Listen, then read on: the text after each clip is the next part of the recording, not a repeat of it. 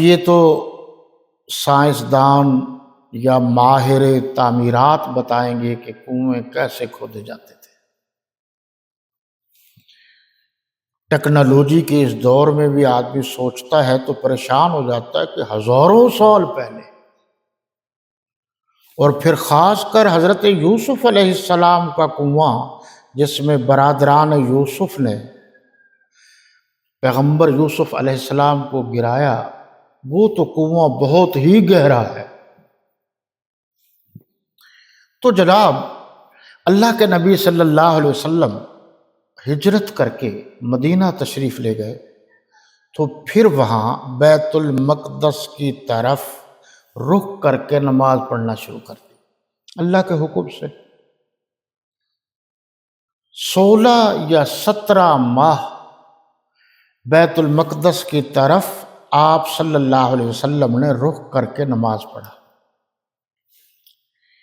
اب یہ دیکھیے جی، یہ میں نے عرض کیا تھا کہ ایک تطبیق ہوتی ہے کہ پیچھے صحابہ کرام کا ذکر آیا، تو یہاں دیکھو اللہ کے نبی صلی اللہ علیہ وسلم نے اللہ کے حکم سے بیت المقدس کی طرف منہ کر کے رخ کر کے نماز پڑھنے شروع کی، تو کسی صحابی رسول نے اعتراض نہیں کیا۔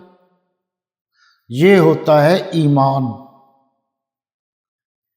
جیسے آقا نے فرمایا ویسے کرنا۔ 16-17 ماہ کے بعد اللہ کے نبی صلی اللہ علیہ وسلم آسمان کی طرف اپنا رخ انور اٹھا کر دیکھتے تھے۔ کہ آپ صلی اللہ علیہ وسلم کی اصل دلی محبت خانہ کعبہ کے ساتھ تھی، اور اس وقت کے تمام تر کمزوریوں کے باوجود عرب والے لوگ اور عرب کے وہ لوگ جو مشرک تھے، وہ بھی خانہ کعبہ کو، بیت اللہ کو مانتے تھے، کیونکہ وہ ملت ابراہیمی پر اپنے آپ کو قائل سمجھتے تھے اور اس کے پیروکار تھے، اس لیے وہ مانتے تھے، اگرچہ بہت ساری خرابیاں ان میں پیدا ہو گئی تھی، جیسے ہمارے مسلمانوں میں بہت ساری کمزوریاں خامیاں موجود ہیں، لیکن اللہ رسول کا ماننا تو برحق ہے۔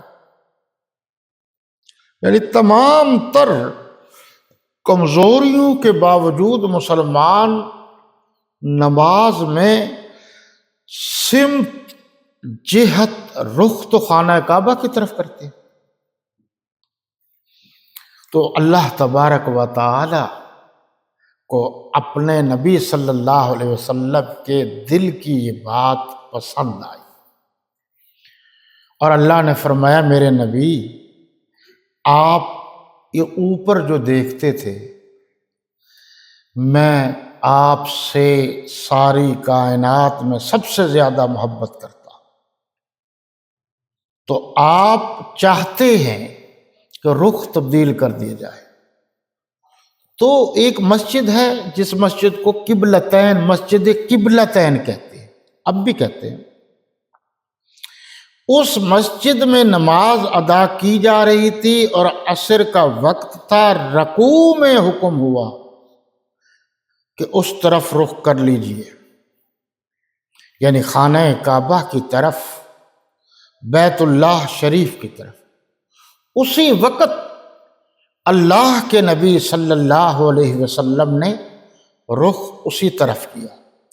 حضرات صحابہ کرام رضوان اللہ تعالی علیہم اجمعین، وہ جماعت رسول ہے جس کا انتخاب میرے نبی کے لیے اللہ نے کیا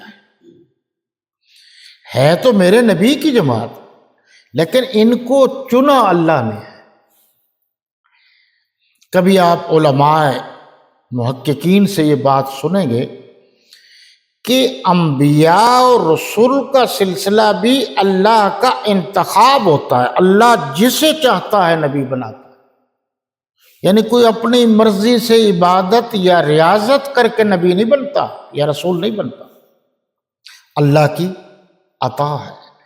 اسی طریقے سے حضرات صحابہ کرام رضوان اللہ تعالی علیہم اجمعین بھی وہ بنے ہیں جن کو اللہ نے پسند کیا ہے۔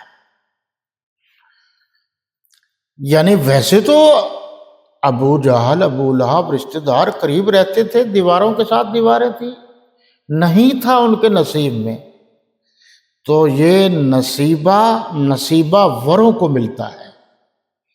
تو گویا اللہ نے اس جماعت کا انتخاب کیا ہے، قرآن نے اس کو اولئک حزب اللہ کہا، یہ اللہ کی جماعت ہے۔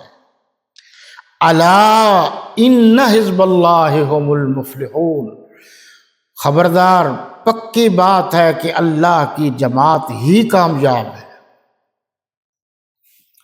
دیکھو، یہ جب اللہ نے گویا جماعت میرے نبی کی بنائی اور اللہ نے خود بنائی، تو صحابہ کرام پر اعتراض کرنا ایسا ہے جیسے اللہ کے انتخاب پر اعتراض کرنا ہو۔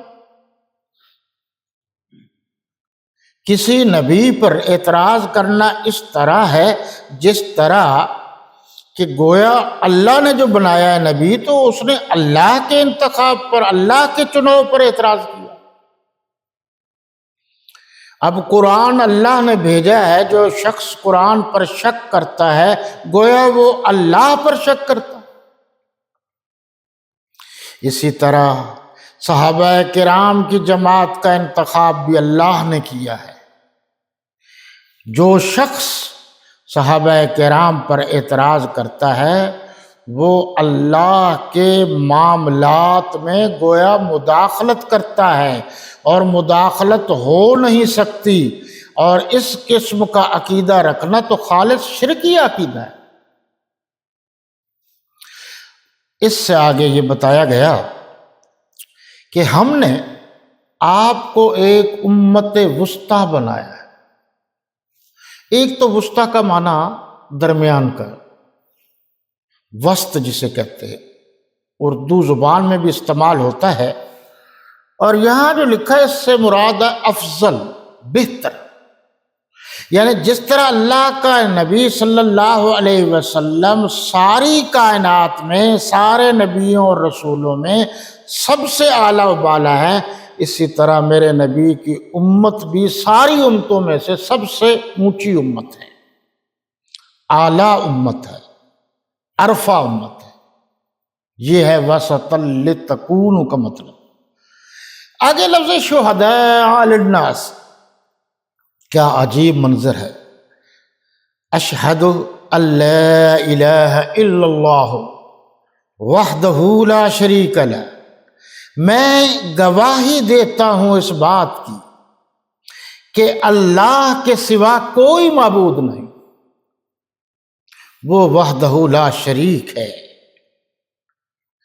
اس کی ذات میں، اس کی صفات میں، صفات مختار کل، عالم الغیب کلی، قادر مطلق، خالق علی کل شیء قدیر،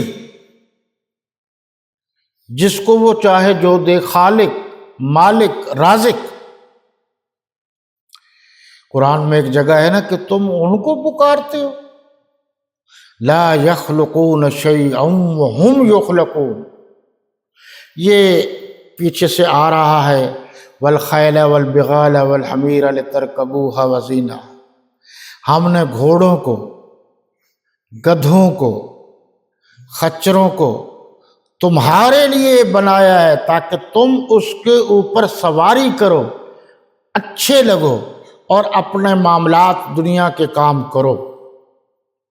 پھر فرمایا کہ تم ان کی پوجا کرتے ہو جنہوں نے کچھ پیدا نہیں کیا، وہ تو خود پیدا شدہ ہے۔ اب یہ دیکھ لیجیے، گھوڑے، خچر اور گدھے یہ سواری کے لیے ہے، پوجا کرنے کے لیے نہیں ہے۔ اب جو بدبخت گھوڑوں کے نیچے سے گزرے اور اس سے ہاتھ جوڑ کر اپنی مرادیں مانگے، کہ جس کے سامنے کوئی چارہ نہ ڈالے تو اپنی رسی توڑ کر چارے کے لیے نہیں جا سکتا، کوئی اس کے سامنے پانی نہ رکھے تو پانی کیسے پیے؟ جو دوسروں کا محتاج ہے لوگوں نے اسے ہی خالق سمجھ لیا۔ خالق تو خالق ہے۔ اسی طریقے سے بعض لوگ گدھوں کے بھی بڑے پجاری ہیں۔ یورپ والے گدھوں کو بڑا جو ہے نا اسپیشل جانور سمجھتے ہیں، اور ہمارے بھی بعض بڑے لوگ گدھوں کا گوشت کھا کر سمجھتے ہیں کہ ہم عقل مند ہو جائیں گے۔ گدھا تو گدھا ہی ہوتا ہے۔ آپ دیکھ لیجئے دنیا میں سمجھدار سے سمجھدار اعلیٰ نسل سے اعلیٰ نسل کا گدھا بھی ہے، تو چوک میں جب گاڑی آئے گی وہ چوک نہیں چھوڑتا، تا وقت ہے کہ کوئی قریب اپنی بڑی گاڑی لی جائے تو ایک دم وہ پچھلی دلتیاں مارے گا، جب اس کو تکلیف ہوگی تو پھر وہ بھاگے گا، چوک نہیں چھوڑتا وہ۔